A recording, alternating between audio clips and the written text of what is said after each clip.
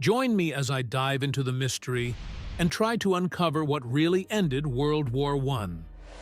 When we think about World War I, we often think about the Great War, the war to end all wars, one of the deadliest conflicts in human history.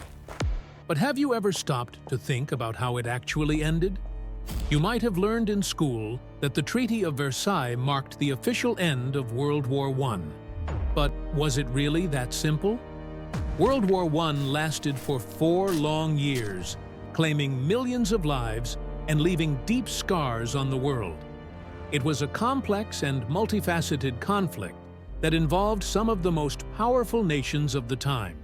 So, it's natural to wonder, what finally brought it to an end?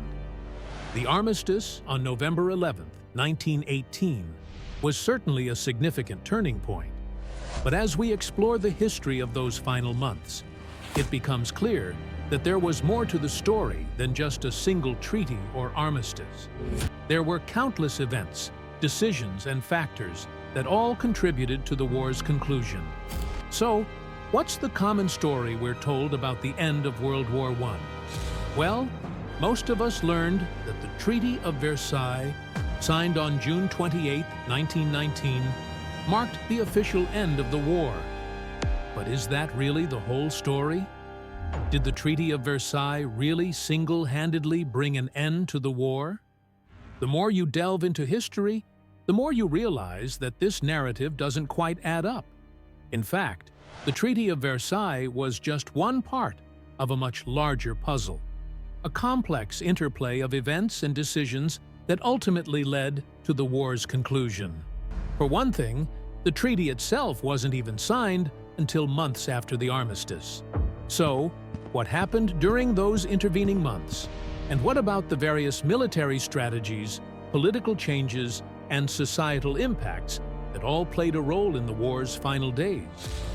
The reality is that the end of World War I was a messy, complicated process that can't be summed up by a single event or treaty. It was a gradual, often painful, and sometimes confusing transition from war to peace. Let's take a step back and look at the bigger picture. By the summer of 1918, it was clear that the tide of the war was turning in favor of the Allies. The German army was exhausted, and their war effort was crumbling. But what really sealed their fate was the entrance of the United States into the war. The American military brought a fresh wave of troops, supplies, and morale to the battlefields of Europe.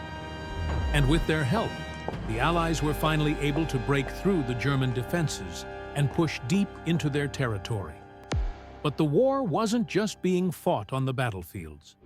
There were also significant political changes taking place behind the scenes.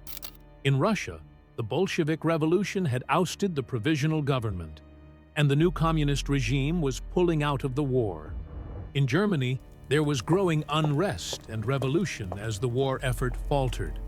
And in the United States, President Woodrow Wilson was pushing for a more progressive, liberal approach to international relations.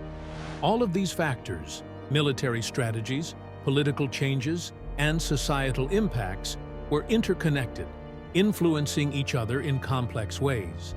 And it was this delicate interplay that ultimately led to the war's. So, what was the pivotal moment or decision that finally brought the war to an end?